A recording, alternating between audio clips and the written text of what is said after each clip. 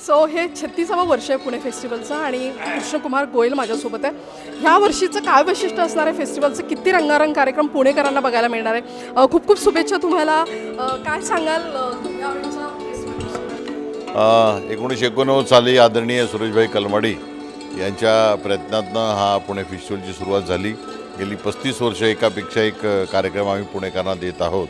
पुणेकर नागरिक, पुणे फेस्टिवल समिती, महाराष्ट्र पर्यटन विकास महामंडळ आणि भारत सरकारचं पर्यटन विकास महामंडळ यांच्या संयुक्त विद्यमाने हे कार्यक्रम चालू आहेत.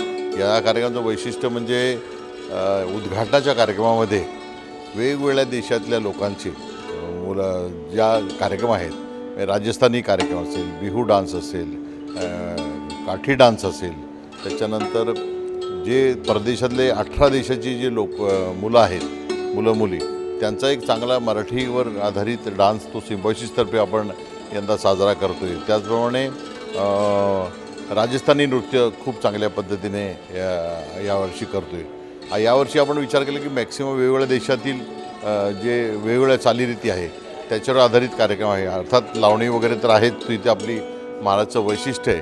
आणि मला वाटतं त्यामुळे यावर्षीचा कार्यक्रम फार सुंदर. उद्घाटनाचा कार्यक्रम तर अजितदादा प्रमुख पाहुणे आहेत आणि दुसऱ्या दिवशी मात्र संत तुकाराम महाराजांची 375वी जयंतीनिमित्त आपण एक जाऊ देवाची गावा हे संत तुकाराम महाराजांच्या जीवनावर आधारित महानाट्य हे आपण सादर करतो आहे. मला वाटतं खूप चांगलं नाट्य हे 100 जणांचा जवळजवळ त्याच्यामध्ये समावेश आहे. दुसऱ्या दिवशी आपण जसं आपण महाराष्ट्राची हास्य जत्रा पाहतो तसा त्याच कलाकारांचा हास्य कल्लोळ नावाचा कार्यक्रम आपण गणेश कला क्रीडाला ठेवतो आहे. आणि मला वाटतं प्रसाद खांडेकर, नम्रता संभेराव, वनिता खरात, प्रियदर्शी इंदुलकर असे एकापेक्षा एक वरचढ सगळे हास्य कलाकार त्या कार्यक्रमामध्ये आहे. खूपच सुंदर कार्यक्रम तो 15 तारखेला होणार आहे.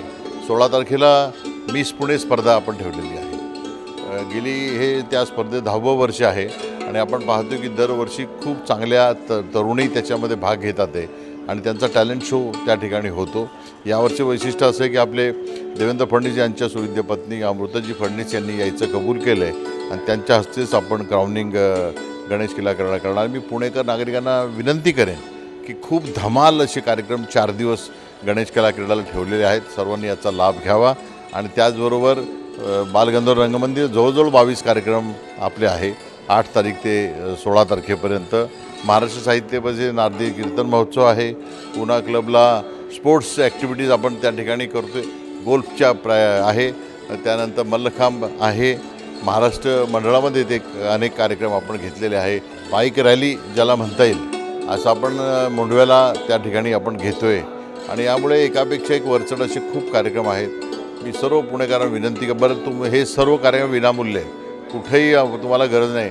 पास आपण ठेवलेत, पण पास नाही मिळालं तर गुगल फॉर्मच्या माध्यमातून आपण पास घ्या किंवा विदाऊट जरी पास आलात आपण तरी first come first serve entry आहे. काही जागा राखीव आहेत आणि त्यामध्ये सगळ्या पुणेकरांनी याचा आस्वाद घ्यावा आणि ही मनोरंजनाची मेजवानी घ्यावी अशी मी विनंती करेन. गणपती बाप्पा मोरया.